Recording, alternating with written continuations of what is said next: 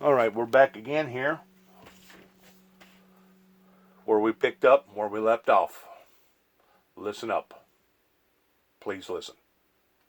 Sir, I think Mr. Castor has some questions for you. Thank you, Mr. Nunez. Good morning, Ambassador. How are you? Good morning, Mr. Castor. Welcome back. You're here all day on the 17th, late into the night, so thank you for your cooperation with the investigation.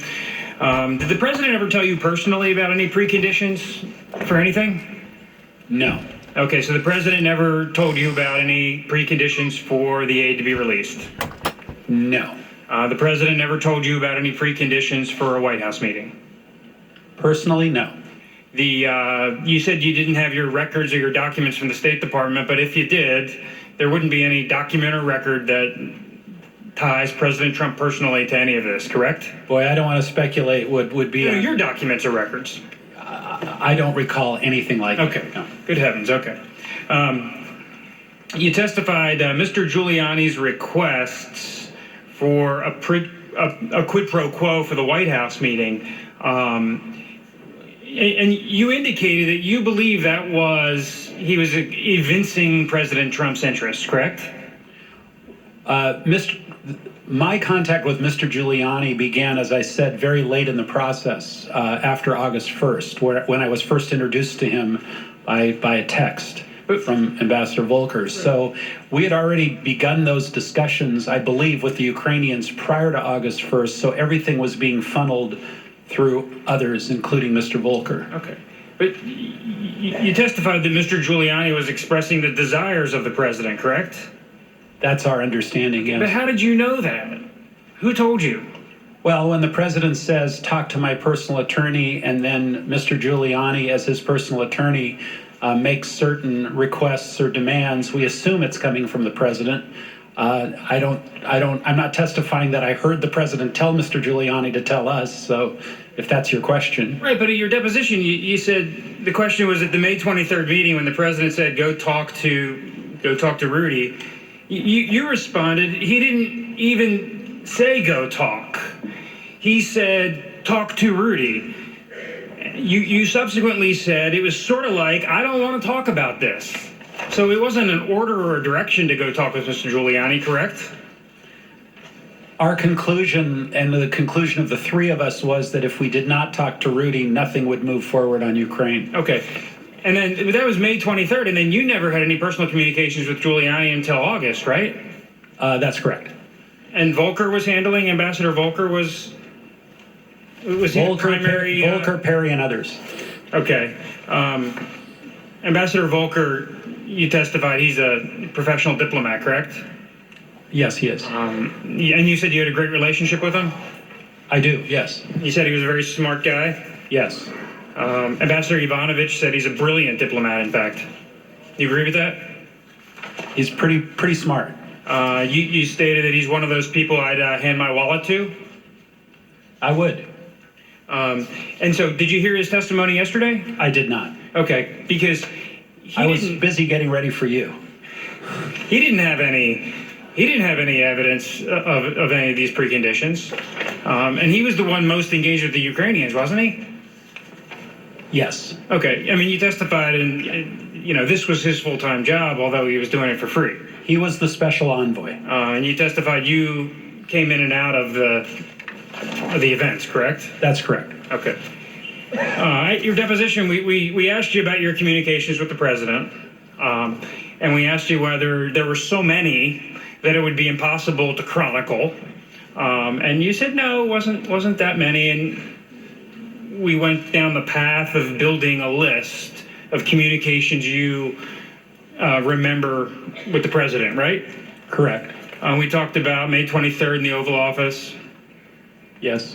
You mentioned on July 25th, before you went to Ukraine, you called the president, but there was no material information on the 25th call, correct? Not that I recall. Okay, then the last Friday, Mr. Holmes came in, and I guess his testimony refreshed your recollection? Yeah, what refreshed my recollection was when he mentioned ASAP Rocky, then all of a sudden it came back to me. Yeah. And talking about the President Zelensky loving the president and so forth? Well, the whole thing sort of came back to me after you mentioned ASAP Rocky. And then the next time, we tried to unpack this, the next time you talked with the president was on the telephone was September 9th, according to your deposition, right? I may have even spoken to him on September 6th, but again, I just don't have all the records. I wish I could get them. Then I could answer your questions very easily. Okay, but on September 9th, at least at your deposition, you were extremely clear. You called the president, you said he was feeling cranky that day, right? He seemed very cranky to me. And you said, in no uncertain terms, and this is on the heels of the Bill Taylor text, right? Right. And why don't you tell us, what did the president say to you on September 9th that you remember? Well, words to the effect, I decided to ask the president the question in an open-ended fashion because there were so many different scenarios floating around as to what was going on with Ukraine. So rather than ask the president 9 different questions, is it this, is it this, is it that? I just said, what do you want from Ukraine? I may have even used a 4-letter word. And he said, I want nothing. I want no quid pro quo. I just want Zelensky to do the right thing, to do what he ran on, or words to that effect. And that gave me the impetus to respond to Ambassador Taylor with the text that I sent. As I said to Mr. Goldman, it was not an artfully written text. I should have been more specific, put it in quotes, something like that. But basically, I wanted Mr. Taylor, Ambassador Taylor, to pick up the ball and take it from there. I had gone as far as I could go. And you believe the president, correct? You know what? I'm not going to characterize whether I believed or didn't believe. I was just trying to convey what he said on the phone. Okay, and at that point in time, the pause in the aid was paused for 55 days. There was a news article in Politico on August 28th talking about it. So by that point in time, the president had been receiving calls from senators. He had been getting pressure to lift the aid, correct? That's what I understand, yes. I want to turn back to your opener on page 5, under when you talk about, in the absence of any credible explanation for the suspension of aid, I later came to believe that the resumption of security aid would not occur until there was a public statement from Ukraine committing to the investigations, correct? Correct. And you acknowledge that this is speculation, right?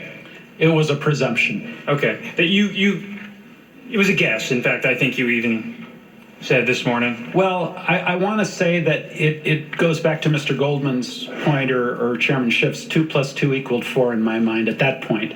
Okay, but you didn't have any evidence of that, correct? Other than the aid wasn't being released and we weren't getting anywhere with the Ukrainians. Okay, but did Ambassador Volker clue you in that was the issue? I mean, this is a pretty high, this is a pretty serious conclusion you've reached without precise evidence.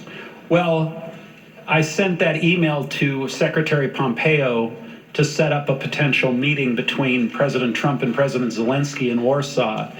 And when I referred to the logjam, I referred to the logjam in a very inclusive way. Everything was jammed up at that point, and Secretary Pompeo essentially gave me the green light to brief President Zelensky about making those announcements. Okay, we can turn to that. And then that was your email dated what date? Do you have the page there? Well, your email to Secretary Pompeo. Was that August 11th?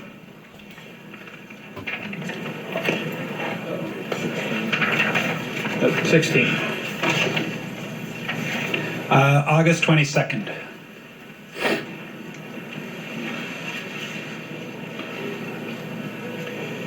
Okay, so you're asking Secretary Pompeo whether we should block time and is there any discussion of specific investigations? Is there any discussion of Biden or Burisma or anything linking to aid in this email that you sent to Pompeo? No, this was a proposed briefing that I was going to give President Zelensky. And I was going to call President Zelensky and ask him to say what is in this email. And I was asking essentially President Pompeo's permission to do that, Right. which he said yes. But at that point in time, we're talking about investigations into the origins of the 2016 election. We're not talking about anything to do with Joe Biden. Joe Biden did not come up. Okay. Stepping back a page to your email to the State Department on August 11th, you email Secretary Pompeo and you say, Kurt and I negotiated a statement from Zelensky to be delivered for our review in a day or two. And the question I have here is that, I mean, that statement never was issued. And in fact, Ambassador Volker has testified that he didn't think it was a good idea, and ultimately the Ukrainians didn't think it was a good idea. And so the statement never reached a finalized state. That's correct.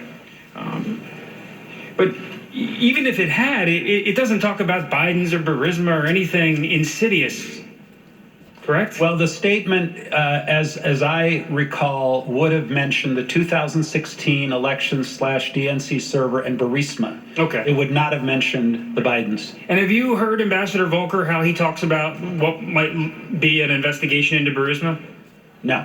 Okay. I mean, he has said that if there were Ukrainians engaged in violations of Ukrainian law, then the prosecutor general with the new administration ought to investigate that. Did Ambassador Volker ever relate that to you? No, we just talked in generic terms about, quote, investigating Burisma. Okay. But it had nothing to do with Vice President Biden. I had never heard Vice President Biden come up until very late in the game. When? I don't recall the exact date, but when it all sort of came together, maybe after the transcript of the July 25th call. I don't know the exact date when I made the connection. Okay. Apparently a lot of people did not make the connection. Okay. I want to turn to the letter from Senator Johnson. When he heard about some of these issues in the hold the aid, he called the president. He called the president on August 31st. It's page 6 of his letter. Senator Johnson states, or he writes, I asked him, the president, whether there was some kind of arrangement where Ukraine would take some action and the hold would be lifted. Without hesitation, President Trump immediately denied such an arrangement existed. And Senator Johnson quotes the president as saying, no, and he prefaced it with a different word. No way, I would never do that. Who told you that? Senator Johnson says, I have accurately characterized the president's reaction as adamant, vehement, and angry. Senator Johnson's telephone call with the president wasn't a public event. It was capturing a genuine moment with the president. And he had, at this point in time on August 31st, he was adamant, vehement, and angry that there was no connections to aid. There were no preconditions. Yeah, I had my meeting with Senator Johnson where, again, I had made the presumption that I had made to both Mr. Yermak and the email I had sent to Secretary Pompeo. And we were sort of ruminating about what was going on. And Senator Johnson, I believe, said, I'm going to call President Trump, and find out. And then he obviously had that phone call. I wasn't involved in that phone call. Okay. But you've no reason to disbelieve that wasn't the way it went down, right? No reason to disbelieve Senator Johnson. And now that you've had some time since your deposition and you submitted an addendum relating to the Warsaw get-together with Mr. Yermak, as you sit here today, I mean, are we missing a lot of your communications with the president? I haven't had that many communications with the president, and in fact, a bunch of the call records that I have had access to, just the short period of time on the call indicates I never got through. In other words, I was put on hold for 1 or 2 minutes and the call never connected. So I really can't give you an accurate count of how many conversations. Plus, Mr. Castro, I've had a lot of conversations with the president about completely unrelated matters that have nothing to do with Ukraine. But you don't think we're missing any material conversations that you have with the president? I don't recall any material conversations today as I'm sitting here. Or with Rudy Giuliani? Yeah, my memory about the conversations with Rudy Giuliani, whether they were direct, whether they were conference calls with Ambassador Volker or Secretary Perry, is really vague without seeing the call logs. Are there any other key fact witnesses that would help us, get to the bottom of whether there was any link to the aid and the? Maybe Brian McCormack, the chief of staff for Secretary Perry, who was involved in and out as well. Okay. Now the aid was ultimately lifted on September 11th, correct? I believe that's correct. Okay. And Senator Johnson, in his letter on page 6, quotes the president on August 31st. Ron, I understand your position. We're reviewing it now, and you'll probably like my final decision. So even on August 31st, and this is before any congressional investigation started, the president was signaling to Senator Johnson that he was going to lift the aid. Sounds like it, yeah. Okay. And most of the other witnesses we talked to, whether it's from the Department of Defense or OMB or have told us that all along during this 55-day period, they genuinely believed the hold would be lifted. Was that your feeling too at the time? I didn't know, because every time I asked about the hold, I was never given a straight answer as to why it had been put in place to begin with. Now, what do you know about the Ukrainians' knowledge of the hold? Oh, that's very vague. I don't know if the Politico article triggered it. I don't know if they were told by Mr. Giuliani. It would be pure, guesswork on my part, speculation. I don't know. Okay. I mean, during your deposition, you testified that you did not believe the Ukrainians were aware of the hold until the Politico article. Yeah. Again, I think I testified that I was not clear on the exact dates of when the light went on. There were a lot of conversations going on with the Ukrainians by a lot of people, so I don't know who communicated what to them. We have testimony from several witnesses that the president was concerned about foreign aid generally, and so he had an appetite to put holds on aid because he was trying to be a good steward of U.S. taxpayer dollars. Do you agree with that? I'm aware that that's been his position on aid and other matters. Yes. And are you aware that he was also interested in better understanding the contributions of our European allies? That I'm definitely aware of. And there was some back and forth between the State Department officials trying to better understand that information for the president? Yes, that's correct. And how do you know that wasn't the reason for the hold? I don't. But yet you speculate that there was, a link to this announcement. I presumed it, yes. Okay.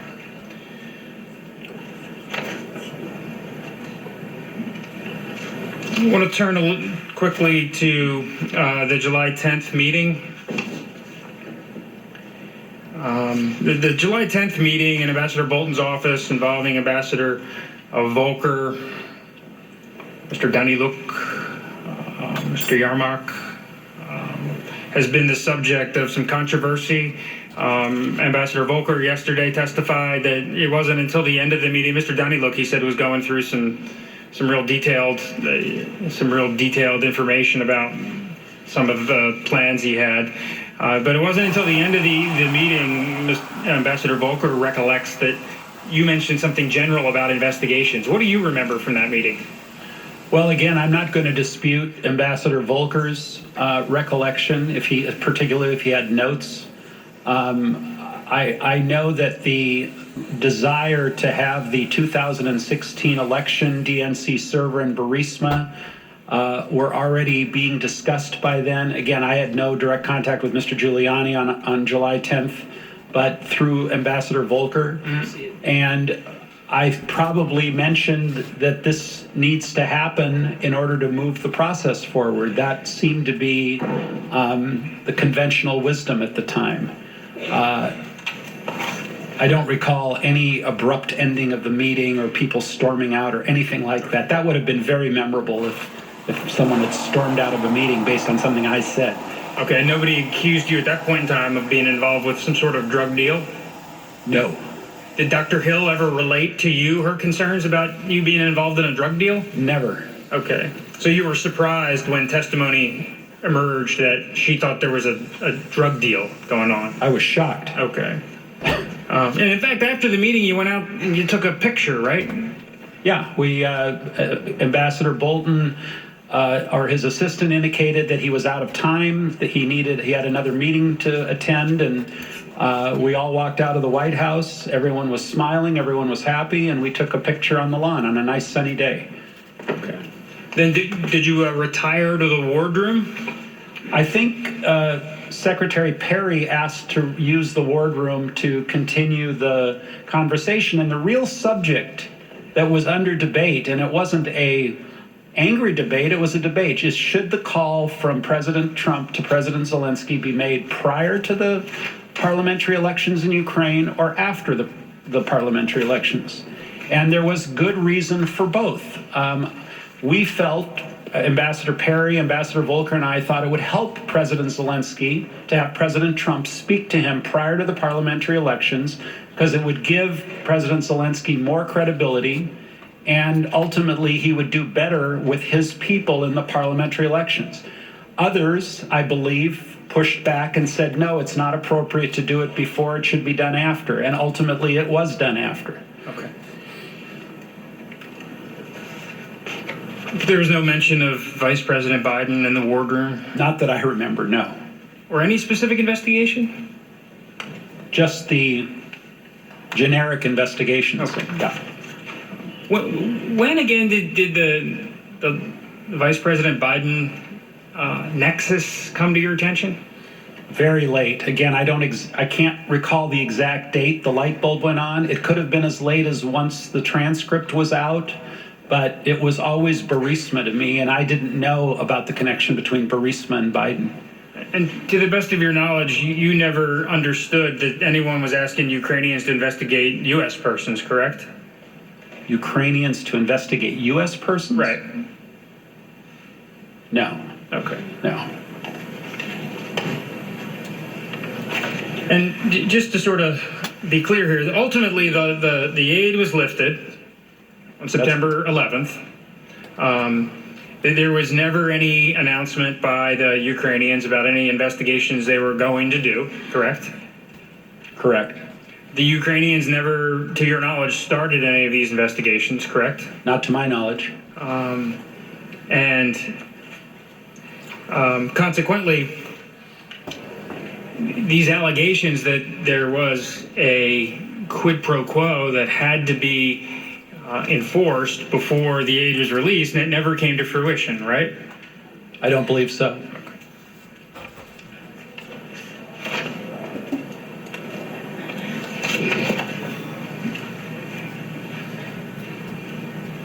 I want to just step back a little bit and just verify with you that the president had some genuinely deep-rooted concerns about corruption in Ukraine, correct?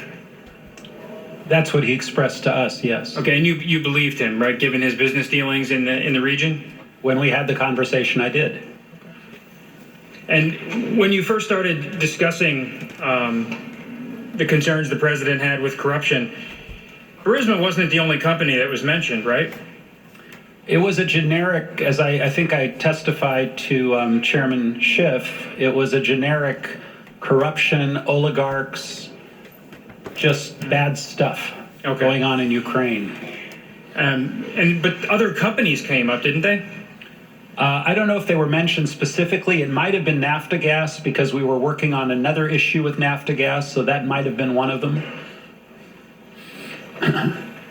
At one point in your deposition, I believe you said, yeah, Naftagaz comes up at every conversation. Is that fair? Probably. Okay. You had, I guess Dr. Hill at one point attributed to you the terminology that the president has given you a large remit. You familiar with her assertion of that? I didn't understand what she was talking about. Okay. But you have, and we got into this a little bit in your deposition. You said that the president gave you a special assignment with regard to Ukraine, correct? Well, when the president appointed me to as the U.S. ambassador to the European Union, Ukraine was part of my portfolio. What made my assignment larger than just being part of my portfolio were the unique circumstances where there was no current sitting ambassador in Ukraine, and there was a new president in Ukraine. And the discussions that we had, the three amigos, Perry, Volker, and I, was that Ukraine needed extraordinary, as high a level support as it could get from the United States during this period, which we cleared with both Ambassador Bolton and with Chief of Staff Mulvaney to continue working on it. So by extension, yes, if the National Security Advisor and the Chief of Staff approve your remit, it really is coming from the President. Okay. When we asked you that at the deposition, you said I was spinning a little bit. I was spinning about something else, I think, in the interview in Kiev. Okay. And you further testified, so when I said the president gave me an assignment, it wasn't really the president, it was the secretary through the president.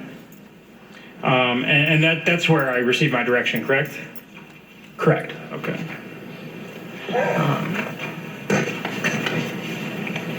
Did Ambassador Taylor ever bring any concerns to your attention about the so-called, the channel he dubbed Irregular? No, in fact, the opposite. When he came to post, I know I called him, or he called me. I think he spoke with Secretary Perry and Ambassador Volker separately.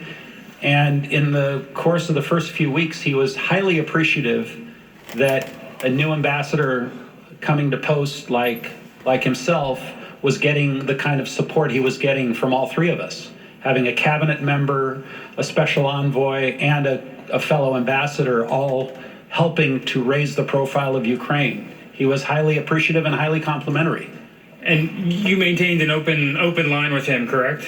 Correct. I think there are a number of texts, some of which I have and some of which I don't, where he is reaching out constantly to me and to the others for advice and help. Okay, we had, I think, tried to count them up. There's 215 or something text messages between you, Volker, and Ambassador Taylor, during the early August timeframe. Does that make sense to you?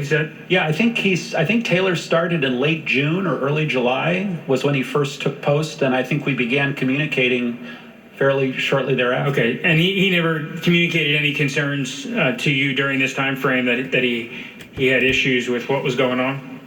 What do you mean by what was going on? This request for some sort of investigation.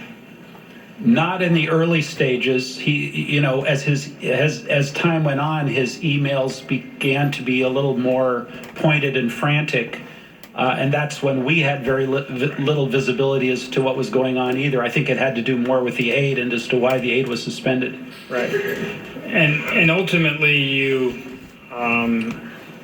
put a period on that issue by having the September 9th communication with the president, correct? That's correct. And when you shared that feedback with Ambassador Taylor, was he satisfied that this issue is now behind them? I don't really know, because he responded when I said, get a hold of the secretary. He said, I agree, and I never knew whether he reached out to the secretary or not. Okay. That was sort of the end of that. At one point in your text, you said, let's get on the phone, right? And you said you're an individual that doesn't like to walk through these issues on text when you can talk about it on the telephone, correct? I say that to everybody when something becomes more substantive than just a few lines of text. I say, let's talk. Okay, and did you talk with Ambassador Taylor? I don't recall. Okay. I mean, I don't recall whether we spoke right after that, whether he called the secretary. I basically, Mr. Castor wanted to get the notion across that I've gone as far as I can go with this. You need to pick up the ball. You're the ambassador. You need to pick up the ball and run with it at this point. Okay. And just getting back to the irregular channel, did anyone else express any concerns to you about the so-called irregular channel? I'm not sure how someone could characterize something as an irregular channel when you're talking to the President of the United States, the Secretary of State, the National Security Advisor, the Chief of Staff of the White House, the Secretary of Energy. I don't know how that's irregular. If a bunch of folks that are not in that channel are aggrieved for some reason for not being included, I don't know how they can consider us to be the irregular channel and they to be the regular channel when it's the leadership that makes the decisions.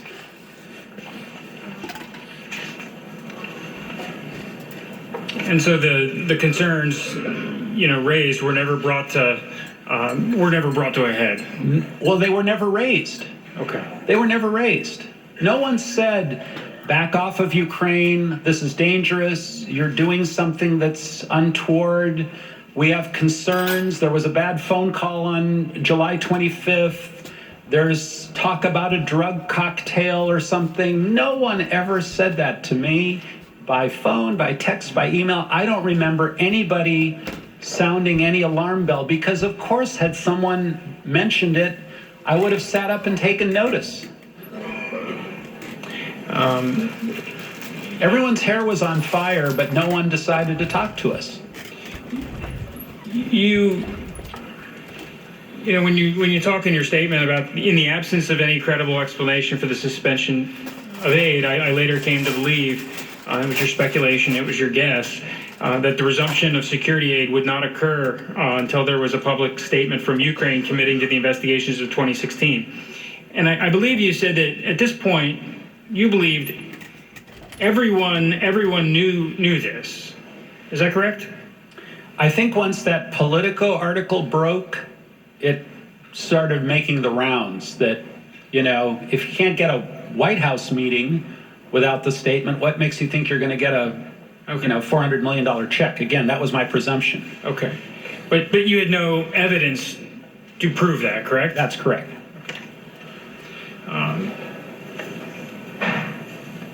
You stated that you haven't been able to access your records. Is that correct? Not all of them. And there are lots of notes, records, readouts of calls, can't get to them. But you've also stated that you don't take notes, right? I don't take notes, but there are a lot of others out there.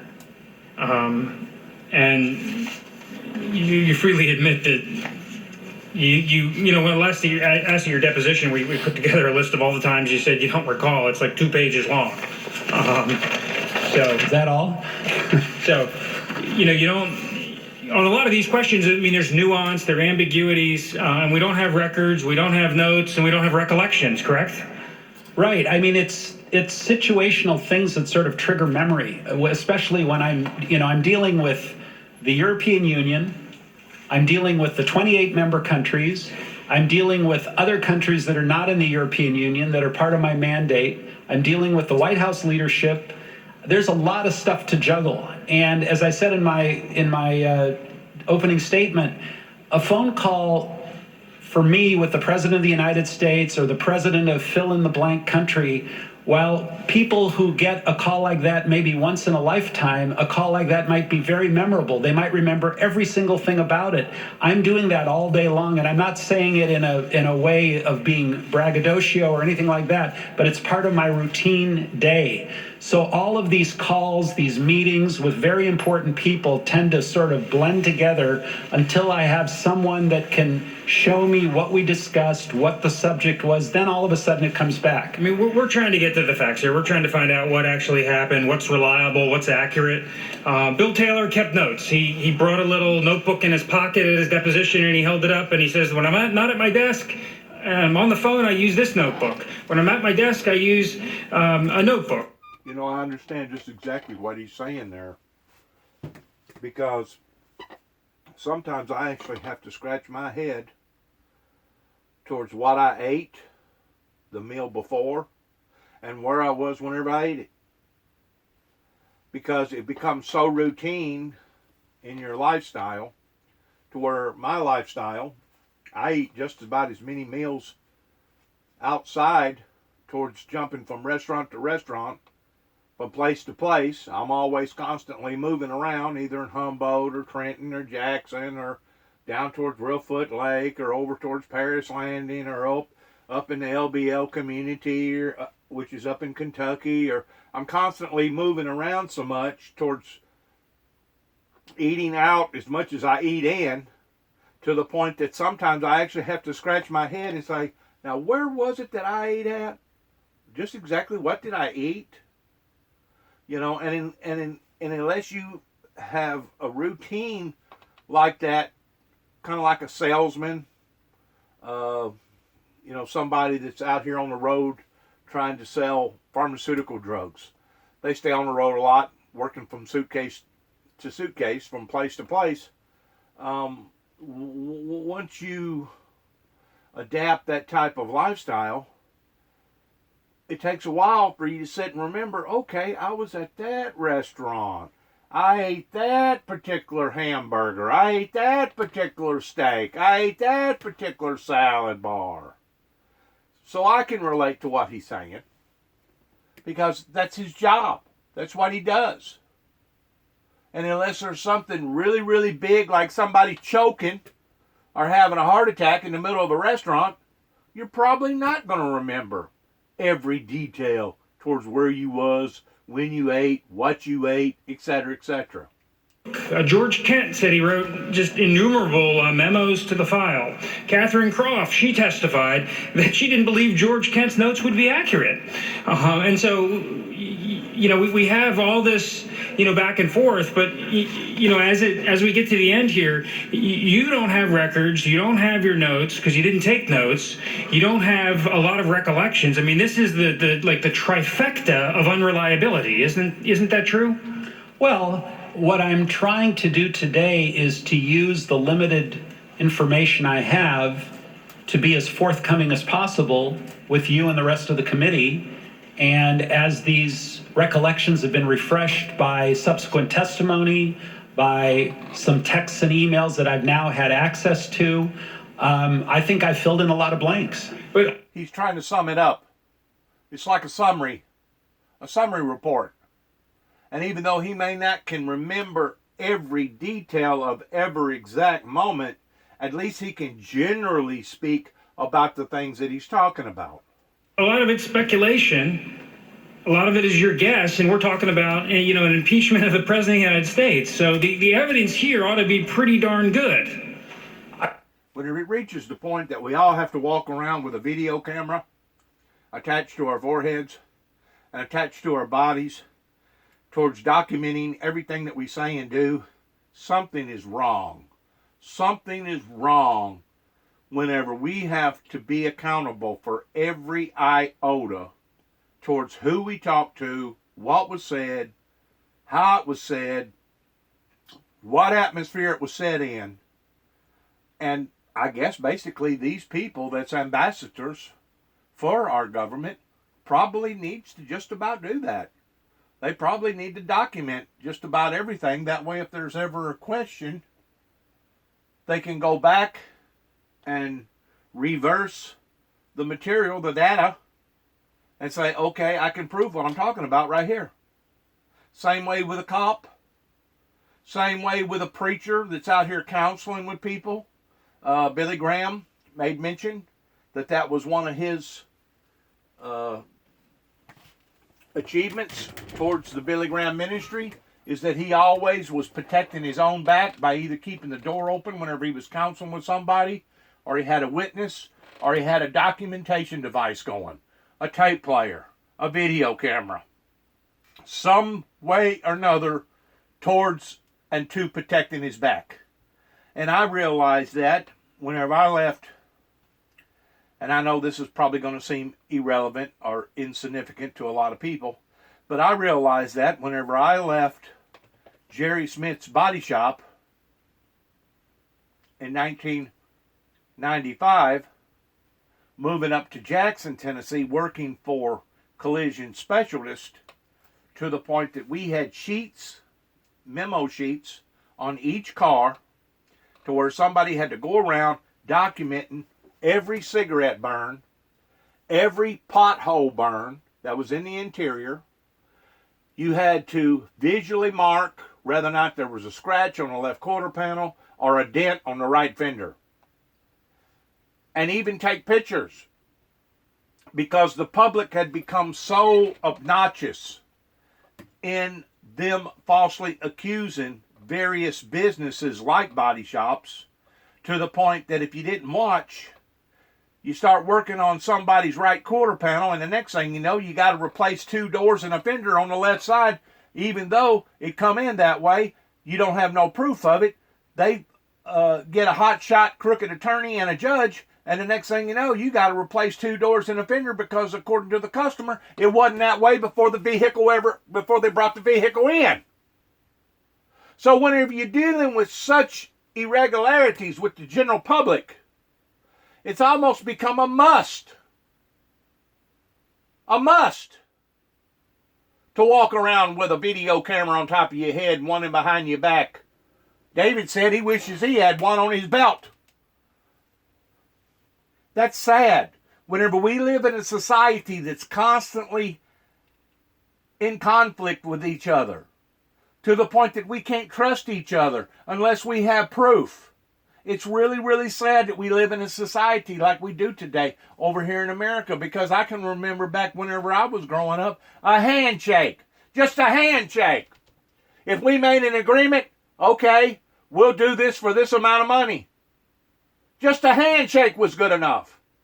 Today, you can get people to sign 15 freaking different pieces of paper over buying an automobile, and they'll still try to renege on not wanting to pay for the automobile. They'll still try to renege on not wanting to pay for the house. They'll still try to walk out of their responsibilities and their accountabilities whenever it comes to them actually signing off on something. Society has become raw in all these irregularities towards people being dishonest and incredibly mean-spirited.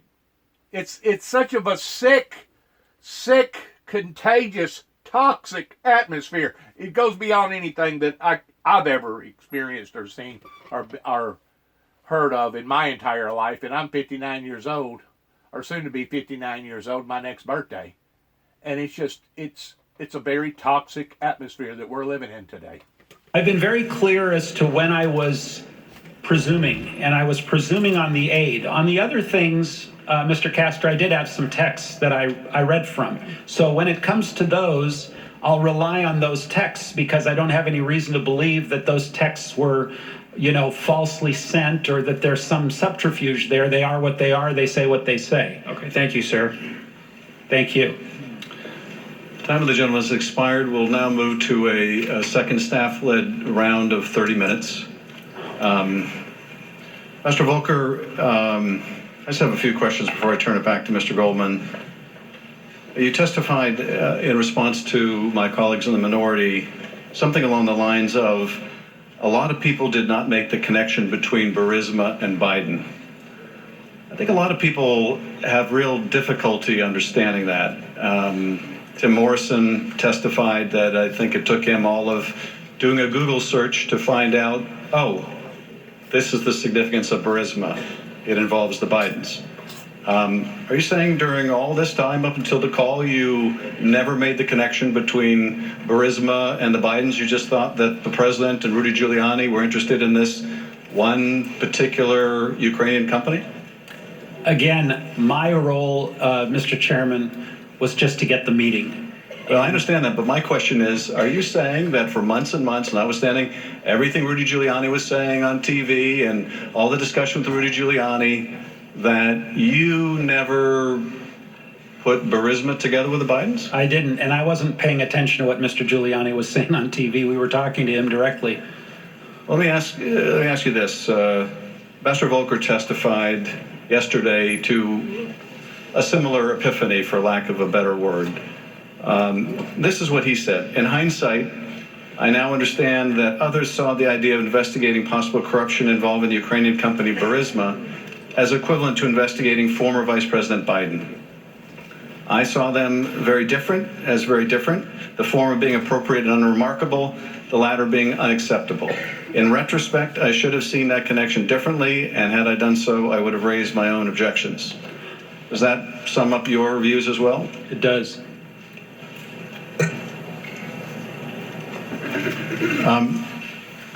Now, See, once more, whenever you're bewitched, I'm going to use that word.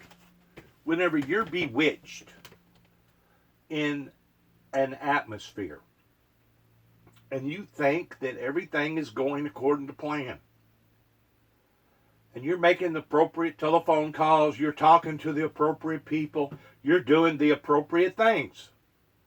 Unless something really flashy comes out, odds are you're too involved in doing your job towards talking to other people, like the guy just got through talking about. He deals with everybody. He deals with people all over the world. He don't just deal with just the Ukrainians. He just don't deal with the president. He just doesn't just deal with Giuliani. He deals with everybody. And whenever you're staying focused on your job, guess what? You don't take on the mastership of all of a sudden becoming some sort of a psychologist or a psychiatrist towards trying to figure everything out. It'll drain you. It'll drag you down. And the next thing you know, instead of you staying focused over here in this area that you're supposed to be focused on towards talking to the people over in some other country, now you're too focused upon other things because you're being an assessment. You're trying to figure this piece of puzzle out. How come this is doing this and how come that's doing that? And I hate to use the word analogy, a puppet. But basically, whenever these people are in the positions that they're in, that's exactly what they are. They're puppets. They're robots. They do things according to the way that they was told to do them. Again and again and again. It's kind of like working at the McDonald's. And you make a hamburger. And you make the exact same hamburger the exact same way every time. You put 3 pieces of lettuce, 3 pickles, a piece of cheese, a little bit of mustard, and a little bit of ketchup on 2 pieces of bun on top of a hamburger and on top of a piece of meat, and you move it on down to the next person that does the wrapping or whatever that they may do. It's repetitiously. Whenever you're doing things repetitiously like that, and it doesn't matter if you're making a hamburger for McDonald's or you're working in an assembly line, once you do your job, that's your job. That's what you stay focused on, is your job. It ain't his job to be a psychiatrist or an analyst or some sort of a person that's trying to oversee the big picture. You know, you got all these people that's doing their little jobs that makes the big job.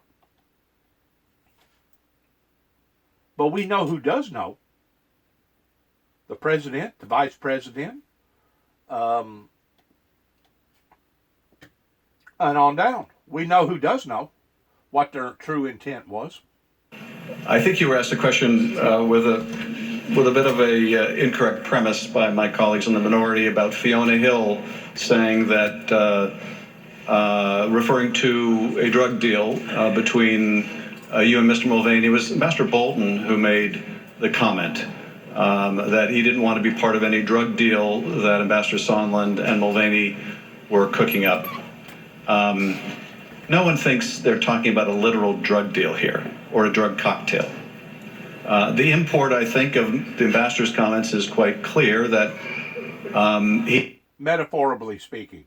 And I do want to throw one other thing into my industry that I worked at for 35 years, being at a professional body shop. Ordinarily, I didn't have to worry about the people up front doing their jobs as long as they done their jobs professionally. Ordinarily, I didn't have to worry about the parts being ordered. Ordinarily, I didn't worry about having to worry about the increase of the parts. Ordinarily, I didn't have to worry about the paint, whether or not the paint was going to match the rest of the car. Ordinarily, I didn't have to worry about buffing and nibbing a paint job if it got some trash in it. There was different people that handled their jobs. in total, from the time an automobile comes into a shop, from the time it leaves, it probably goes through about, I'm going to say probably 7, 8, maybe 10 different stages before the completion of that job. From the time it comes in, from the time it leaves, towards handing the customer the keys and saying, if you have any trouble, be sure and contact us. You have a lifetime warranty on our work. As long as you own the car, our work and our parts that we put on your car is a lifetime warranty, okay? That is done in a procedure type setting as far as a team effort. You know, it's not my job to answer the phone. Good morning, so-and-so and so-and-so, how can we help you? That's not my job. My job is to take the automobile apart, assess the damage, cut the old parts out, or replace the old parts, those that are screwed in or bolted in or welded in, put in new parts, put the vehicle back together again according to proper specs by the manufacturer that requires for it to be done a certain way, and to make sure that my particular procedures is all handled in the proper form. Now, just in my particular procedures as being a state-of-the-art technician, being a body man, I not only have to be a body man, but I have to be a mechanic. I have to know about ABS, braking systems. I got to know about airbags. I got to be able to take out dashes. Sometimes I got to take out glasses. Sometimes I got to work on aluminum versus steel. Sometimes I got to multitask by doing several different things involving my job. But I don't deviate towards answering the phone or actually writing the estimate or ordering the parts or painting the car. Those are all somebody else's jobs. Same way with this guy. He's not going to put everything down in detail. He probably wishes now that he did. He probably wished that he had a GoPro camera attached to his forehead and that he was recording every single conversation with every other ambassador or heads of state in every other country. But once more, whenever you do that, then you start leaning more towards violation of privacy rights. You know, everybody don't want their business advertised out in front of the world so that everybody will know about it. We believe that this bargain, this quid pro quo, as you've described it over a meeting, the investigations to get the meeting was not something he wanted to be a part of. What I want to ask you about is, he makes reference in that drug deal to a drug deal cooked up by you and Mulvaney. It's the reference to Mulvaney that I want to ask you about. That was a metaphor, I'm sure. You've testified that Mulvaney was aware of this quid pro quo, of this condition that the Ukrainians had to meet, that is, announcing these public investigations to get the White House meeting. Is that right? Yeah, a lot of people were aware of it, and including Mr. Mulvaney. Correct. And including the Secretary of State. Correct. Now, have you seen the Acting Chiefs of Staff's press conference in which he acknowledged that the military aid was withheld in part because of a desire to get that 2016 investigation you've talked about? I don't think I saw it live. I saw it later. Yeah. So you saw him acknowledge publicly what you have confirmed too, that Mr. Mulvaney understood that 2 + 2 = 4. Is that right? Well, again, I didn't know that the aid was conclusively tied. I was presuming he was in a position to say yes it was or no it wasn't, because... And he said yes it was, did he not? He said yes it was. Mr. Goldman. Thank you, Mr. Chairman, and thank you again, Ambassador Sondland. We do appreciate your efforts to refresh your recollection through the documents, and we understand we share your frustration in not having the documents to help guide this investigation. So we do appreciate those efforts. One of the documents that you provided to us goes back to the conversation you and the chairman were having about Mr. Mulvaney. And you had been trying for some time before the July 25th call to set up that call. Is that right? To set up the call between President Trump and President Zelensky, yes. Correct, yes. Yes. And I want to show you an email that you reference in your opening statement. That is a July 19th email. And who is this from? It looks like is it from me? I don't know. It's from you, I believe. Yeah, it's from me to the group. Now, who is the group? People mentioned on the email: Blair, Kenna, McCormack, Mulvaney, Perry, Pompeo. And who's Robert Blair? I believe he's a deputy chief of staff or a advisor to the chief of staff. And you've already told us that Lisa Kenna is the executive secretary for Secretary Pompeo. Who's Brian McCormack? The chief of staff he was the chief of staff for Secretary Perry. And then we see Mr. Mulvaney, Secretary Perry, and Secretary Pompeo. Can you read what you wrote on July 19th to this group, please? He is prepared to receive POTUS call, will assure him that he intends to run a fully transparent investigation, will turn over every stone. He would greatly appreciate a call prior to Sunday so he can put out some media about a friendly and productive call, no details, prior to Ukraine election on Sunday. So Sunday was the 21st, which was the date of the parliamentary elections in Ukraine, is that right? That's right. When you say will assure him that he intends to run a fully transparent investigation and will, quote, turn over every stone, unquote, what do you mean there? I'm referring to the Burisma and the 2016/DNC server investigations. Later that evening, Secretary Perry responds just to you and Brian McCormack, saying Mick just confirmed the call being set up for tomorrow by NSC, RP. And then a little later, Mr. Mulvaney replies to all, saying, I asked NSC to set it up for tomorrow. Were these the only responses that you received to this email? I don't know. If I have them, I would show them. I don't know.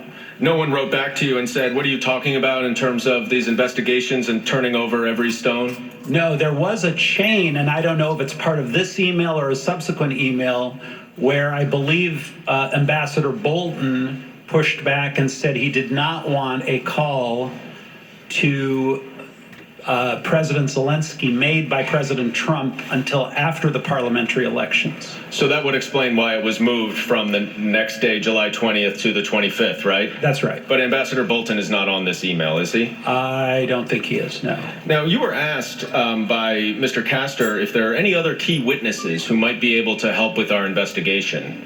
And you mentioned Brian McCormack, right, the Chief of Staff for Secretary Perry? I did. You are aware that the committee subpoenaed him, are you not? I wasn't aware of that. And that he refused to come testify? Are you also aware that Mr. Mulvaney was subpoenaed by the committee and refused to come testify? I did read that in the newspaper, yes. Are you also aware that Robert Blair was subpoenaed and refused to come testify? I think I'm aware of that. And that Secretary Perry was asked to come testify and refused? I am aware of that as well. So would you include them, as well as Secretary Pompeo, as key witnesses that would be able to provide some additional information on this inquiry? I think they would. Now, this was not the first time, as you indicated, that Mr. Mulvaney heard about these investigations into Burisma and the 2016 election. Is that right? I don't know what Mr. Mulvaney heard or didn't hear. I think there's been a huge amount of exaggeration over my contact with Mr. Mulvaney. It was actually quite limited. Well, he certainly didn't indicate He certainly indicated a familiarity with what you were talking about in this July 19th email. Is that right? Because I think Mr. Mulvaney was in the May 23rd briefing with President Trump. I don't remember because there were people sitting behind us that were coming and going when we were sitting in front of President Trump's desk. Okay. Now, you've said that you don't have a recollection of referencing Mulvaney in the July 10th meeting in Ambassador Bolton's office. Is that right? Or I don't recall. So when both Fiona Hill and Colonel Vindman testify that in response to a question from Ukrainian officials at that July 10th meeting about scheduling a White House visit, that you said, well, I spoke with Mr. Mulvaney and it will be scheduled after they announce these investigations. Do you have any reason to dispute that characterization? I don't have any reason to agree or dispute. I just don't remember. So if they both remembered it and they both then went and spoke to the NSC legal advisor about it, you would trust that whatever they relayed to the NSC legal advisor would likely be an accurate reflection? Again, I trust that they related to the NSC legal advisor. I don't know whether I said it, and I don't know which conversation. Again, I've had very, very limited conversations with Mr. Mulvaney.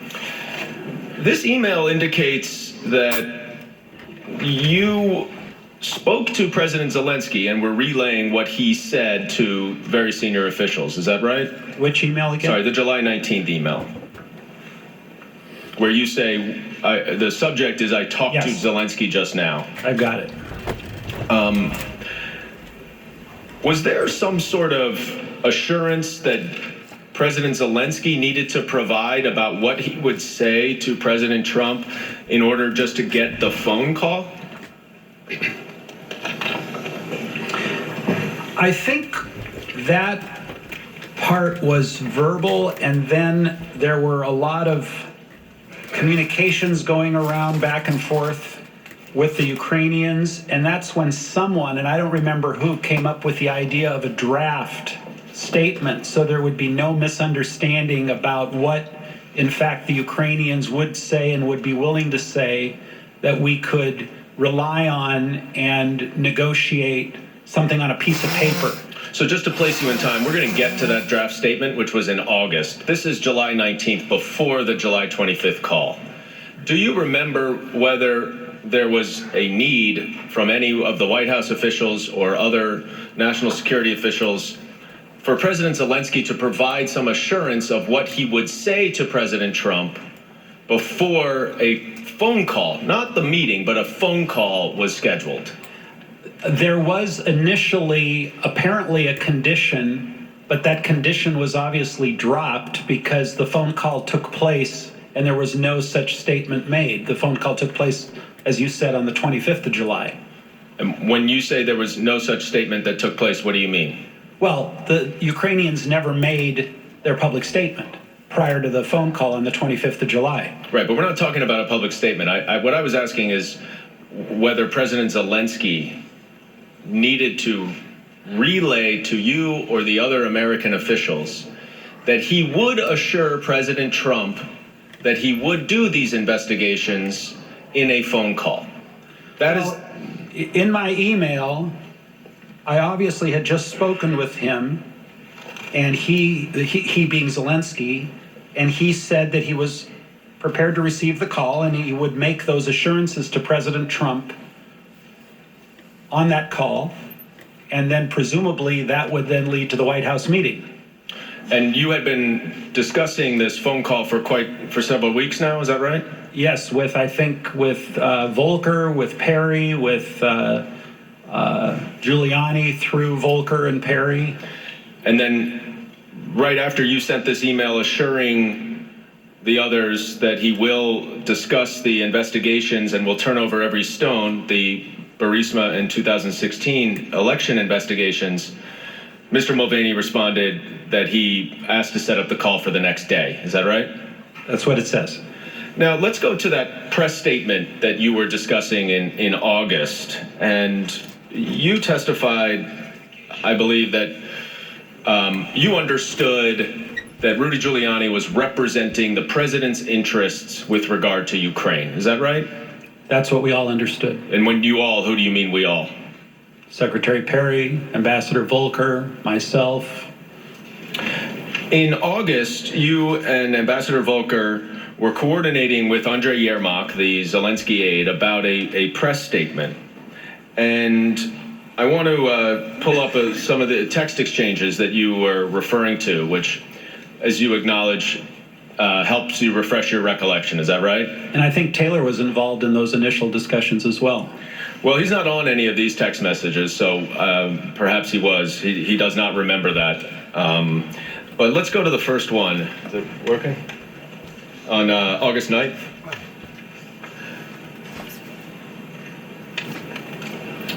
There's an exchange between Ambassador Volker and you where you are discussing setting up, we'll try to bring it up in a second, but I'll just summarize for you. You're discussing trying to set up a White House meeting, here it is, and you say Morrison ready to get dates as soon as Yermak confirms.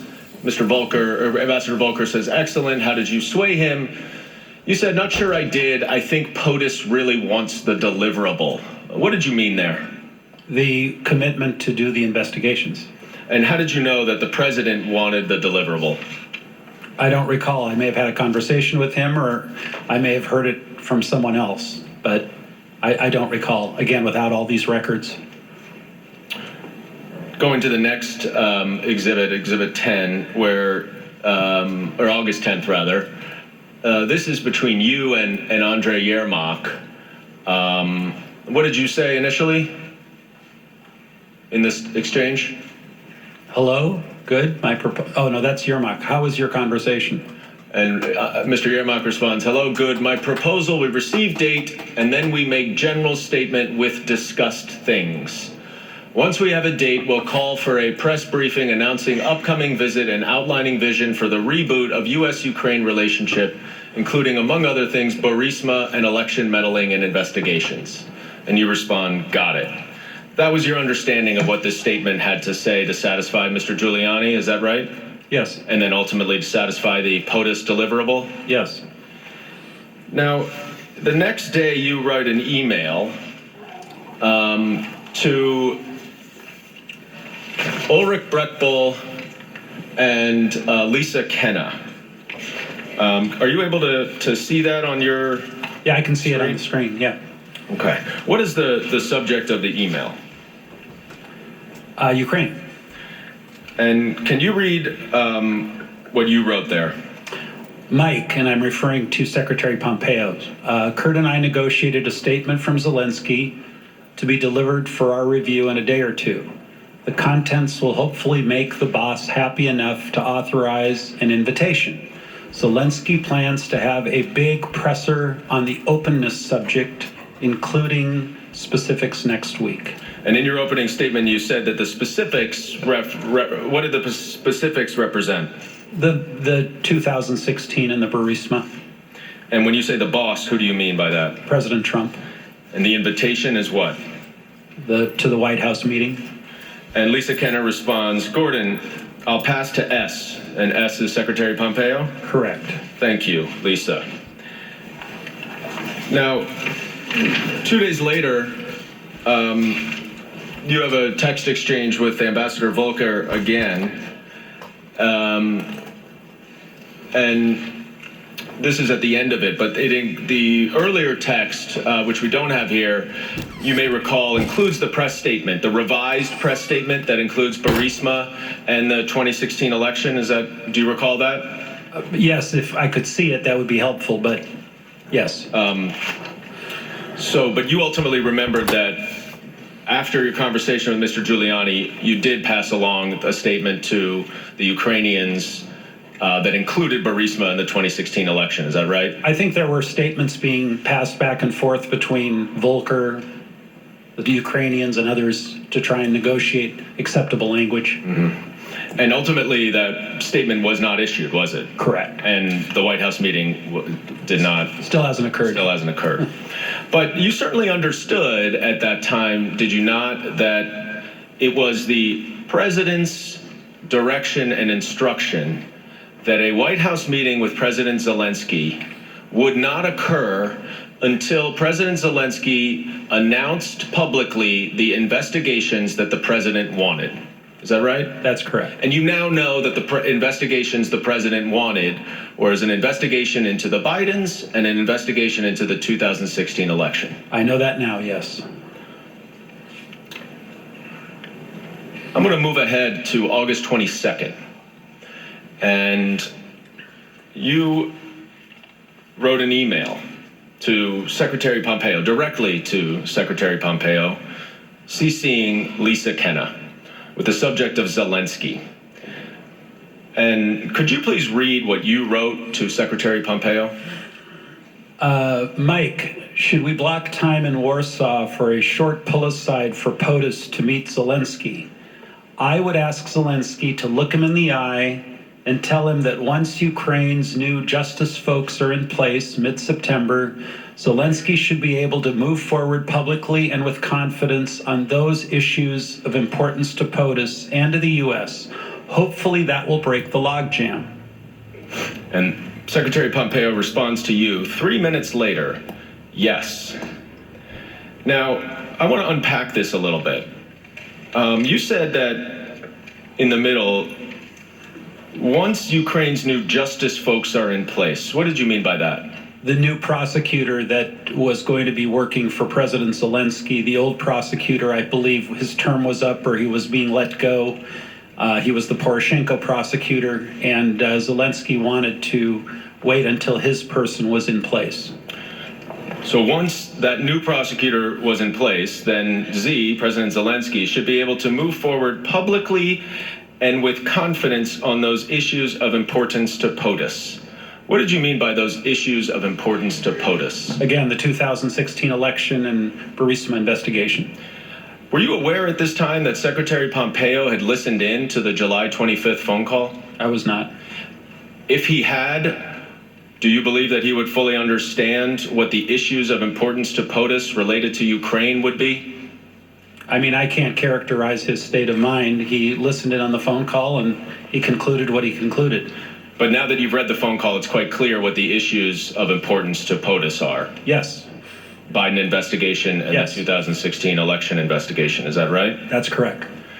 Then it says, hopefully, that will break the log jam. Now, by this point, you were aware that security assistance had been on hold for about 5 weeks. Is that right? I became aware on the 18th of July. And you understood that there was a lot of activity within the State Department and elsewhere to try to get that hold lifted. Is that right? That's right. Just about everybody in the interagency, meaning the national security apparatus, wanted to lift the hold and wanted the aid to go to Ukraine? Correct. So what did you mean here when you said logjam? Well, as I said to Chairman Schiff, I meant inclusively anything that was holding up moving forward on the meeting and the Ukraine-U.S. relationship. And what was holding that up? At that point, it was the statements about Burisma and the 2016 elections. But what was being held up? Well, the aid was being held up, obviously. 4 days later, you said in your opening statement that you sent Rudy Giuliani's contact information to John Bolton. Is that right? I did.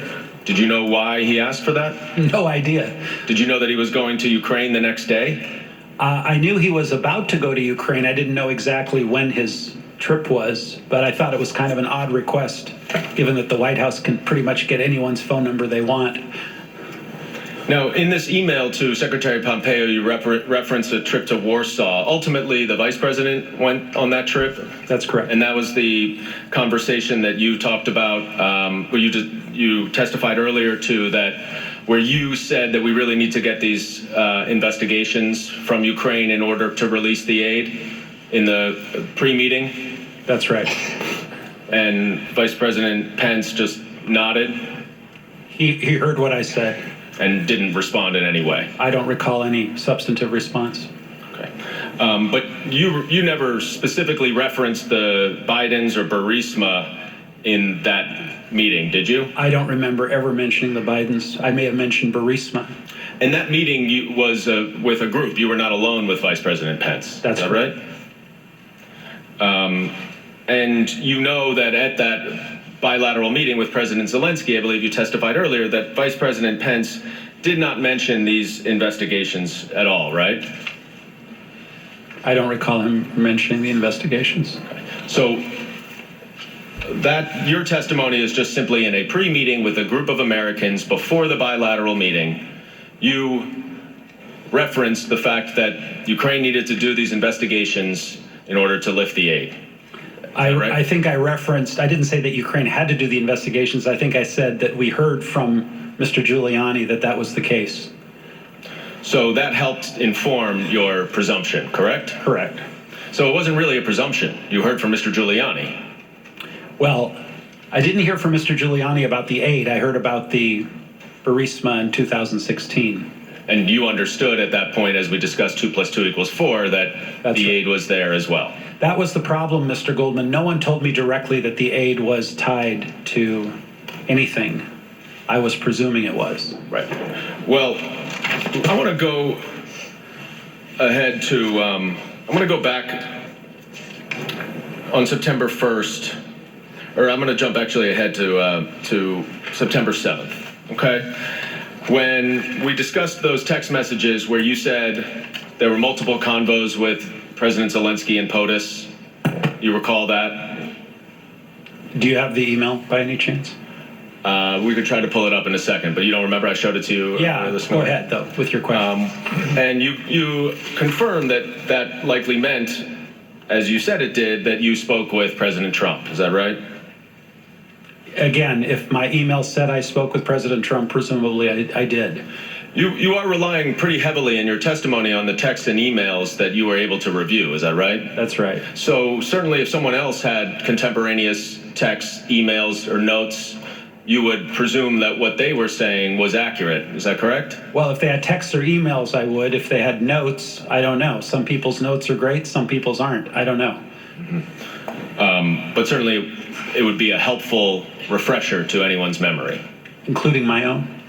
Now, you had a conversation on September 7th, according to both Ambassador Taylor and Tim Morrison, with Tim Morrison, where you told Mr. Morrison that President Trump told you that he was not asking for a quid pro quo, but that he did insist that President Zelensky go to a microphone and say that he is opening investigations of Biden and 2016 election interference, and that President Zelensky should want to do this himself. You don't have any reason to dispute both Ambassador Taylor's and Mr. Morrison's testimony about that conversation, do you? No. On September 8th, you then had a conversation directly with Ambassador Taylor about this same phone call, where Ambassador Taylor said that you confirmed that you spoke to President Trump, as he had suggested earlier to you, and that President Trump was adamant that President Zelensky himself, meaning not the prosecutor general, had to, quote, clear things up and do it in public, unquote. Do you recall, you don't have any reason to think that Ambassador Taylor's testimony based on his contemporaneous notes was... I don't know if I got that from President Trump or I got it from Giuliani. That's the part I'm not clear on.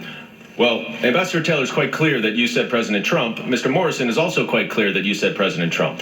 You don't have any reason to dispute their very specific recollections, do you? No, if they have notes and they recall that, I don't have any reason to dispute it. I just personally can't remember where I got it from.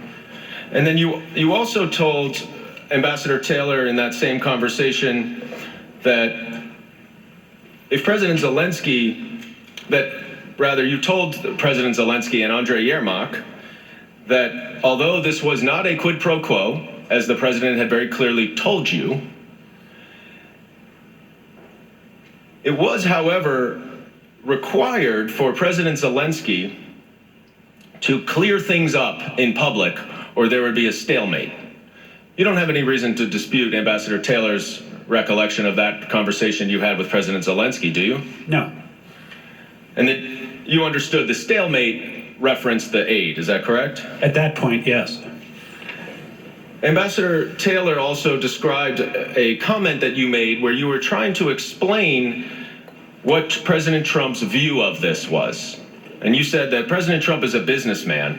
When a businessman is about to sign a check to someone who owes him something, the businessman asks the person to pay up before signing the check. Do you recall saying that to Ambassador Taylor? I don't recall it specifically, but I may have. And Ambassador Volker also said that you did. Okay. So just to summarize here, by the end of the first week of September, before the aid had been released, you had expressed twice to the Ukrainians that you understood that the investigations needed to be publicly announced on CNN in order for the aid to be released. Do you recall that? I didn't say that they had to be announced on CNN. The Ukrainians said to me or to Ambassador Volker, or both of us, that they had planned to do an interview anyway on CNN, and they would use that occasion to mention these items. And that even though at some point you had calculated 2 + 2 to equal 4, and therefore you believed that the aid was conditioned on the investigations, that you had a phone call with President Trump that you relayed to both Tim Morrison and Ambassador Taylor, whose accounts of that conversation you do not dispute, where President Trump confirmed that President Zelensky needed to publicly announce the investigations, or otherwise the obvious implication of the stalemate would be that the aid would not be released. Is that correct? Again, the implication, I did not hear directly from President Trump that the aid would be held up until the statement was made. I did not hear those words. Well, you agree that with whatever Mr. Morrison and Ambassador Taylor testified to about the conversation you had with President Trump. Is that right? Remind me again. I don't want to misspeak. Well, you just said you have no reason to dispute their accounts based on their detailed notes. Were they saying that I told them that President Trump said that the aid would not be released until the statements were made? Because I said repeatedly, I don't recall President Trump ever saying that to me. Okay.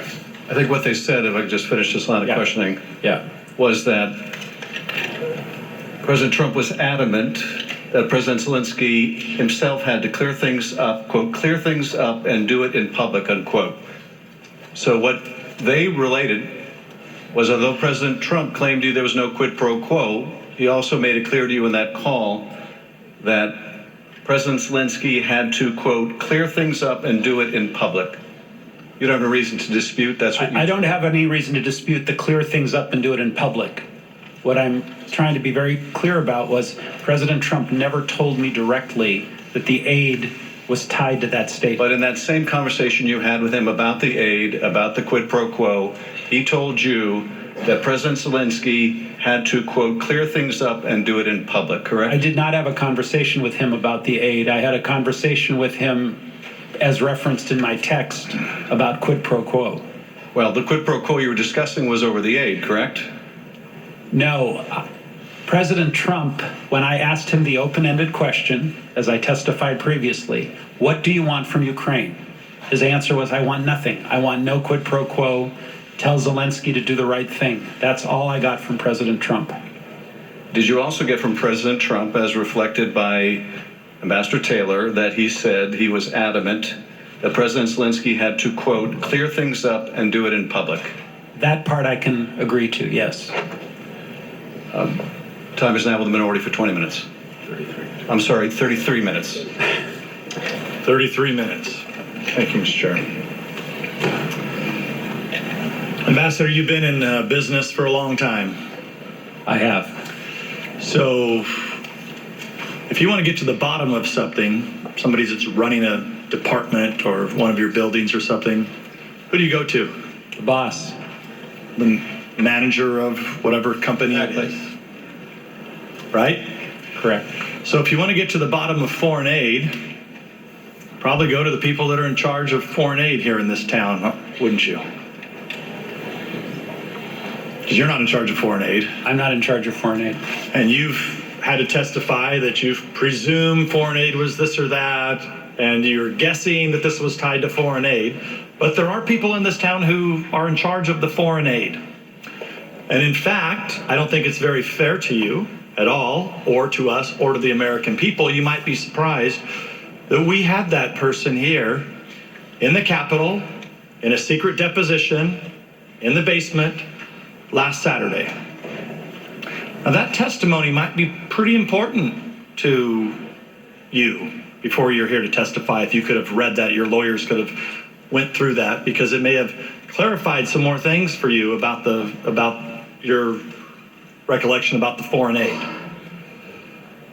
So, we've heard earlier, we heard about we had the chair looking at the cameras telling American people, talking about Watergate with their Watergate fantasies that they continue to, I guess they fantasize about this at night.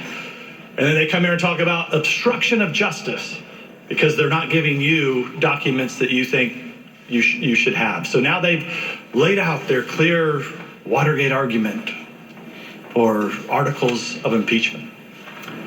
So I just have to remind the gentleman, I know we're not in a court of law because you wrote the rules, the chair here did, but I would think it's obstruction of justice to not give the American people and give the ambassador the right to look at the transcript of the man who's in charge of the foreign aid in this town. Now I could get into what he said, but the chair could release what he said. And we're not even allowed to call that witness here today. So let's talk about things that we do know are facts. Okay, as best as I think you and I and most people know them. President Trump does not like foreign aid to start with. Is that correct, Ambassador? I've heard that, yes. And you've testified that watching over the EU, you have 28 countries, you have neighboring countries that you work with. One of his biggest complaints is the lack of participation that those countries participate in programs around the world. Isn't that correct? That's correct. Especially NATO. Yes. Right? That's one of your, when you go down the list of the jobs that when you get directions from the White House, when you first became ambassador, probably one of the number one things, I don't want to put words in your mouth, but on the top of the list was making sure countries pay their fair share, especially with NATO. Yeah, and we have a very capable ambassador to NATO, so I'm not going to take her lane. But it's one of the, but you work with those countries, it's one of the issues that you bring up in your meetings, correct? It is. So, now I know you weren't on the July 25th phone call, but one of the first things that the President of the United States brings up is Germany's lack of participation. I think he names the President of Germany directly, that they're not participating in helping out Ukraine, who's one of their neighbors. Is that what you read in the transcript? I've heard that, yes. So the whole idea that the president starting out with, he doesn't like foreign aid, he doesn't think countries pay their fair share, that's looking out for the taxpayer. But there's more, and we talked about this in your deposition. We talked about it, about how we have requirements. The Congress writes requirements into the law that require you and all the diplomats to carry out the foreign policy of this country for the President of the United States. Before the president can certify foreign aid and send foreign aid, there has to be certification that there's no corruption. You're aware of that now? I am now, yes. So being that you learned about that in your deposition, now looking back at clearly the challenges and concerns the president had with the involvement of high-level Ukrainian government officials, including the ambassador here in the United States that attacked him during his presidential campaign, the concerns of leaks that were leaks or just made up stories and conspiracy theories that were spun in the Steele dossier that the Democrats on this committee own. They paid for it. Other DNC operatives that were working with the Ukrainian ambassador here in Washington, D.C. to dirty up your boss, the President of the United States. We're not going to hear from those witnesses. Just like we're not going to hear from the person we deposed on Saturday. We're not going to hear about what the real reason, the person who's in charge of making sure that foreign aid is delivered, We're not going to hear about what actually happened with the foreign aid. Wouldn't that have made it a lot easier for you to testify instead of guessing and doing little funny math problems up here? 2 + 2 = 4. It's great for all the viewers to hear that. Wouldn't it be easier if you just knew exactly why the foreign aid wasn't given? It would have been easier to testify if I had a totality of the record. And would you trust the person who's in charge of cutting the checks for foreign aid, the top career diplomat or the top career official? I'd have no reason not to. Thank you. Well, Ambassador, I don't know if we'll get to speak again if we have some more magical minutes, but I'm done with questions with you. I know the rest of our members have more questions. And let me turn to, I know Mr. Castor has some more questions. Hello again, Ambassador. Hi. We'll try not to use all of this time as a courtesy to you. Just want to go through some distinctions between your opener and your deposition and some other witnesses. In your opening statement today, you said President Trump directed us to talk with Rudy, correct? Correct. But then you and I had a little bit of a back and forth about the president just said, talk to Rudy. And I believe, and correct me if I'm wrong, you took that to mean if we wanted to move forward with these types of things, Rudy was the place to go? Rudy was the guy. Okay. But President Trump didn't direct you to talk to Rudy, correct? It wasn't an order. It was, if you want to work on this, this is the guy you got to talk to. Ambassador Volker in his deposition said, I didn't take it as an instruction, but just as a comment. Talk to Rudy. You know, he knows these things. And you've got some bad people around him. I mean, that, referring to the Ukrainian. Ambassador Volker hasn't testified that there's any sort of order or direction to talk to Rudy. I don't know what he testified. It became very clear to all three of us that if we wanted to move the relationship forward, President Trump was not really interested in engaging. He wanted Rudy to handle it. And as I said in my opening statement, Secretary Perry took the lead and made the initial contact with Rudy, and that's when we began working with him. And as to the question of whether Mr. Giuliani was expressing the desires specifically of the President of the United States, in your deposition, you said, I don't know. I don't know if this was coming out of Rudy Giuliani irrespective of the President. Correct? I'm not going to dispute what I said in my deposition. Okay. It's true, yeah. And we walked through all your communications with Rudy Giuliani, and they're not a lot, right? Correct. Ambassador Volker in his deposition on the same question said, I did not have that impression. I believe Mr. Giuliani was doing his own communications. And, granted, Mr. Giuliani had business interests in Ukraine, correct? Now I understand he did. Okay. I didn't know that at the time. With Messrs. Parnas and Fruman, correct? Yeah, a lot of new names I've learned. Okay, and you had never met with those folks? No. Okay.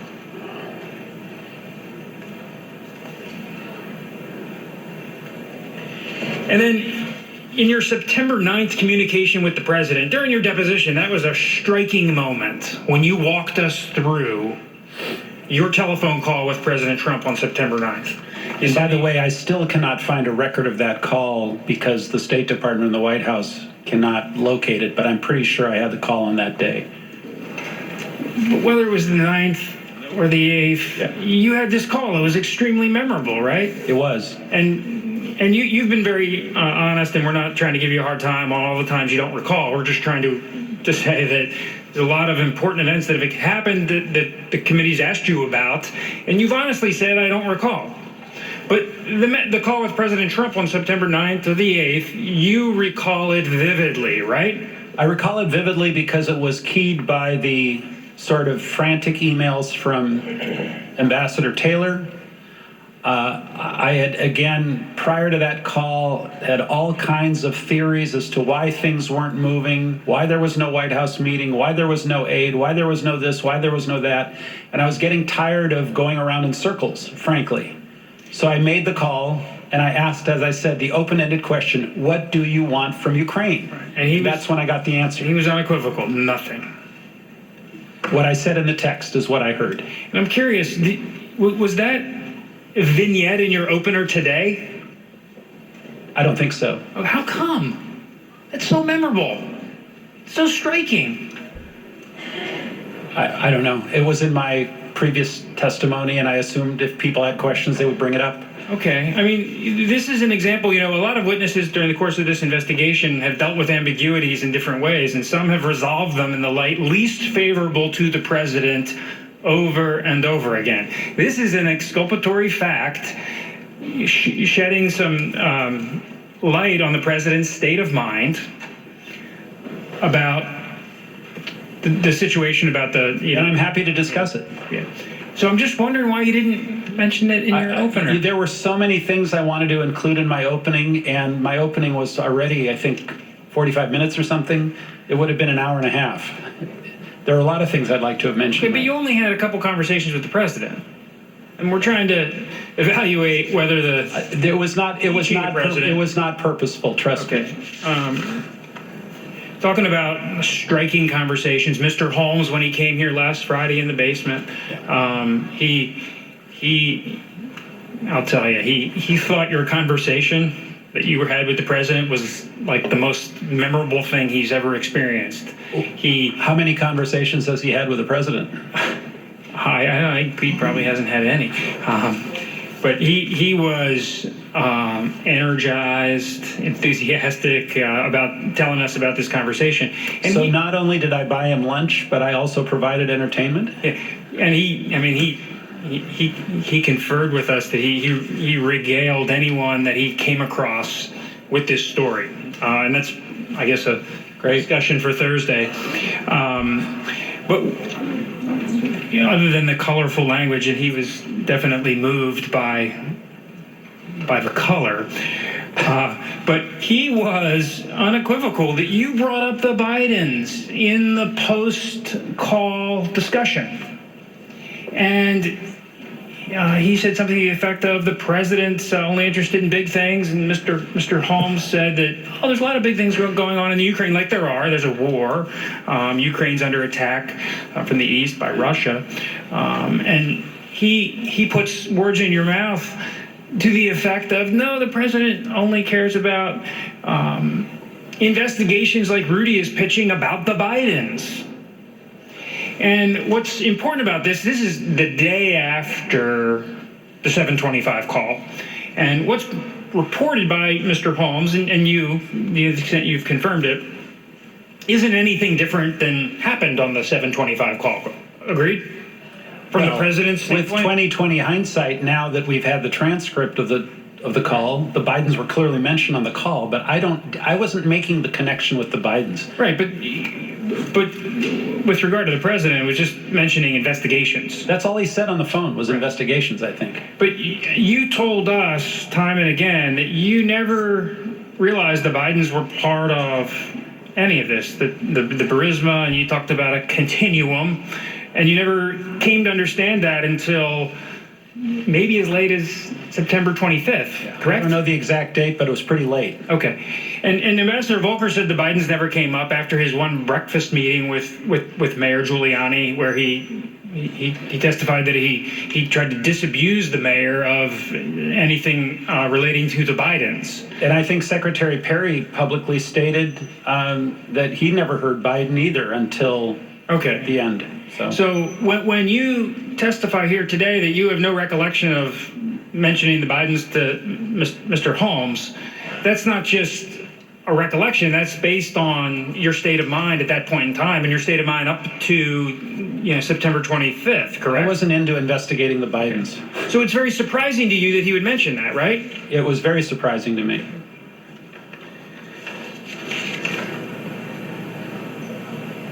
I want to go back to a couple things in your statement. This July 26th meeting with President Zelensky, earlier in the day from this lunch time event we've been talking about. During the course of the meeting with President Zelensky, did any of the parties discuss what came up on the telephone call? I don't believe so. Okay, so President Zelensky didn't express any concerns about the content of the call, right? I mean, all I heard about that call was that it was a good call. It was friendly, everyone was happy, I was delighted to hear that so that we could now move to the next phase, which was the meeting. Okay, so you can tell us with certainty that nobody talked about demands in that meeting or fulfilling the president's demands? I don't remember exactly. Again, this is a great example, Mr. Castor, of where I would have loved to have seen the notes from the meeting. I didn't take any notes, but I know there were notes taken. But I don't remember any heated conversation in the meeting. I remember it being a really, really friendly, good meeting. And that's why I said what I did to the president the next day, which was, Zelensky will do whatever you want. He's very happy. And you don't remember any discussion by President Zelensky of lamenting how he had to navigate this difficult situation, right? I don't know. I know that was in the whistleblower complaint, something about navigating something. I didn't remember anything like that. I want to get back to your... Gentlemen, yield just a second. Of course. Which would be another helpful thing also, Ambassador, is if we actually had heard from the whistleblower and we had testimony of the whistleblower. Then you wouldn't have to be up here speculating as much and guessing, because you would have a source that would have been interviewed.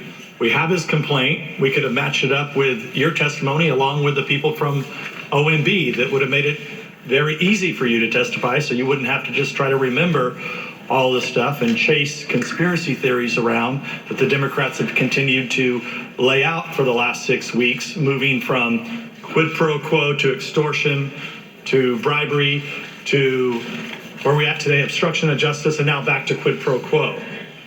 We wouldn't have to do all that if the whistleblower would have testified. You wouldn't have to speculate about what the whistleblower only had in his or her complaint that nobody seems to know.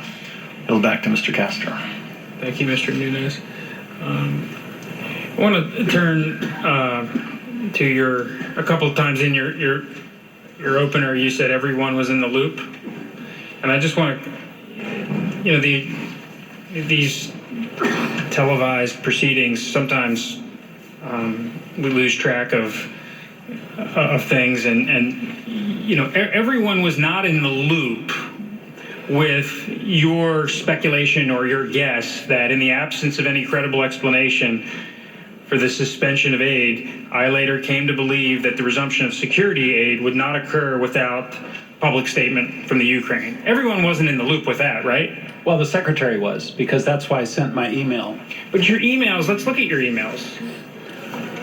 There's 2 emails that you sent to the secretary, right?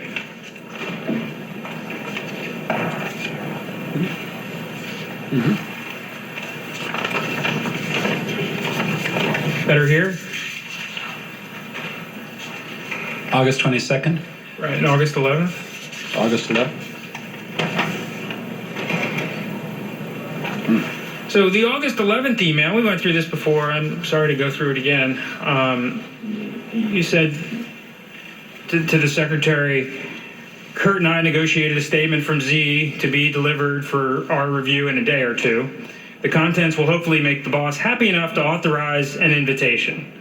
Z plans to have a big presser on the openness subject next week. A couple things here. This is only relating to the White House meeting, correct? Yes, I believe so. And this is only, this is just investigations generally, making a public statement of openness generally, right? Well, I think by August 11th, Mr. Castor, I think we were talking about 2016 in Burisma.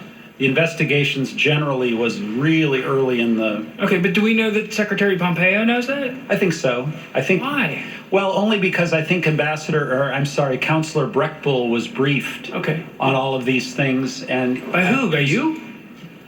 By, I believe, Ambassador Volker, by myself.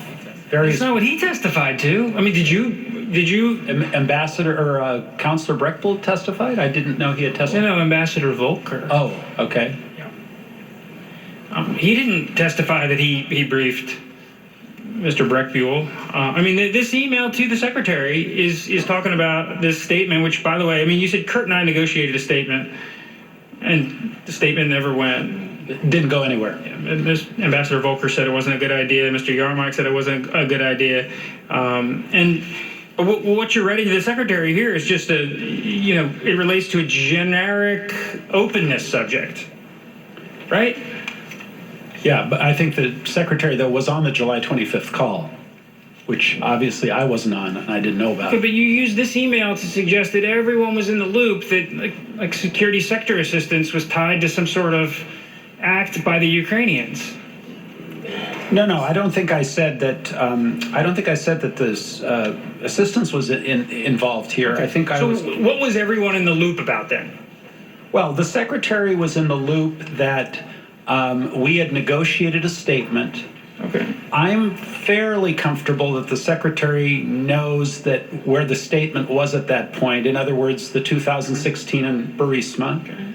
And that Lisa passed that along to him and kept him informed. Okay, so we can agree that at this point in time, the secretary wasn't in a loop, that there was a conditionality on the security sector assistance. Hold on a second. Are you asking about July 19th, Exhibit 4? I was asking about your email to the secretary on August 11th. Oh, okay. Well, on July 19th, which the secretary was on, I talked about fully transparent investigation and turn over every stone. Mm-hmm. And the secretary was on that. Okay. So you testified at your deposition that on July 19th in this continuum you talked about, yeah. At that point in the continuum, it was just a generic investigation. Wasn't anything involving... I think it went, again, I'm not trying to put words in any way. I think it went from the original generic from, May 23rd when we left the Oval Office. We're talking about corruption and oligarchs, until Mr. Giuliani started to become involved, and then it transitioned into the Burisma. You hadn't even talked to Giuliani by that time. This is July 19th. Mr. Castro, with all respect, will you allow him to finish his answer? Sorry, use the mic. Will you allow him to finish his answer? Of course, I apologize. We were communicating with Mr. Giuliani through Secretary Perry and through Ambassador Volker. Okay. I wasn't talking to Mr. Giuliani directly. Okay. Until after August 1st. But as of July 19th, weren't we still on the generic part of the continuum? I don't know. I believe by then we were talking about Burisma in 2016, to be candid. But not Biden. No, not Biden. Okay. No. And then turning to your email of August 11th. Yeah, got it. I'm sorry, we just dealt with that. August the 22nd. 22nd? Yeah, it's page 23 of your opener. Yeah, I got it. And this is where you were requesting a pull aside for the president. This is when the president was... He was still going to go. He was going to go. It was before the hurricane. Right. Bump that off his schedule. I would ask Zelensky to look him in the eye and tell him that once Ukraine's new justice spokes are in place, Zelensky should be able to move forward publicly and with confidence on those issues of importance to the president and the United States. Hopefully that'll break the logjam. And at this point in time, the issues of importance to the president of the United States were what? The 2 investigations. Okay. But nothing to do with Vice President Biden, right? Again, I didn't make the connection. Okay.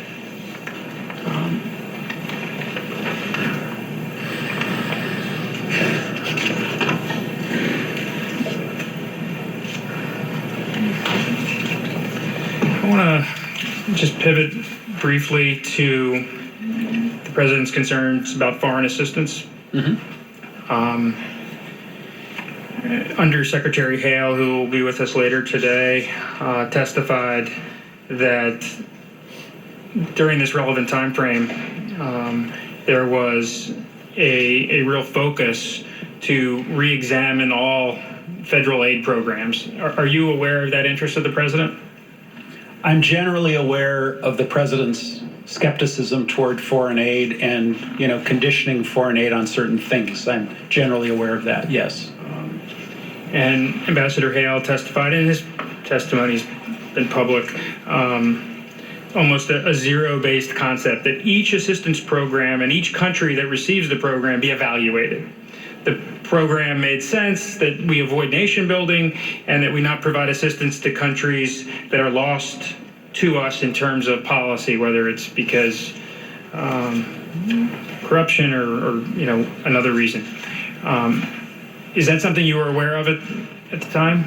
Generally, yes. Okay. And you're certainly aware that the president was concerned about the European allies' contributions to the region.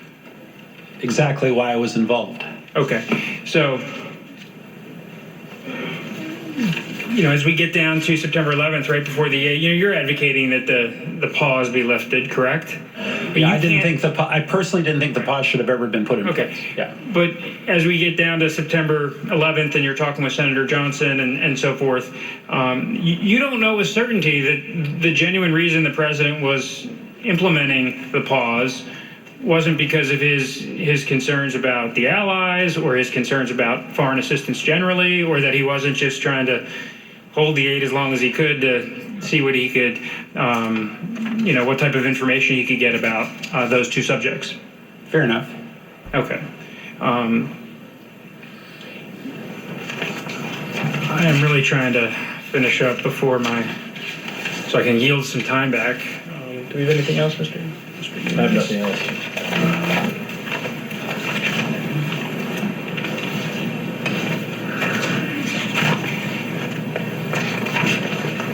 Thank you. Yield back.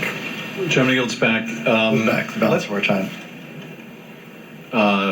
Let's take a 30-minute recess to allow Ambassador Sondland get a bite to eat. Like the members of the committee might like to get a bite to eat. And then we will resume with the member rounds of questioning of 5 minutes. If we could allow the witnesses to have the opportunity to leave the room first.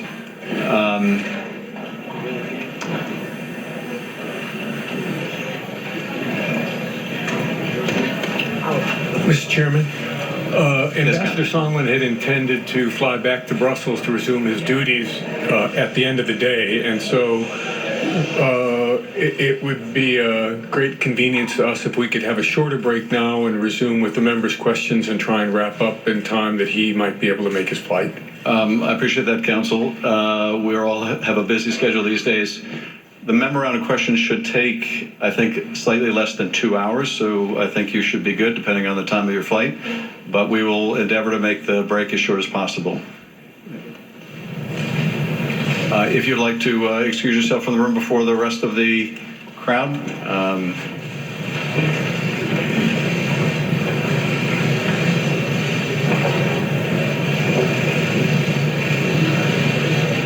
Well, this has certainly been the longest session we've seen of the public hearings in this impeachment inquiry, and for good reason. Ambassador Gordon Sondland delivering what some would argue are bombshells today with regard to laying the coordination of efforts to pressure Ukraine to launch politically advantageous investigations at the White House door, essentially denying that there's any back channel, that this was an operation or something that was in the light of day, and that, in his words, everyone knew. Let me quickly go around the table to Chuck Todd. Republicans tried to shake him. How do they do? Well, look, the problem the Republicans have is every time they try to shake him, he says, yeah, oh, no, and he'll sometimes reiterate, to me, damaging testimony.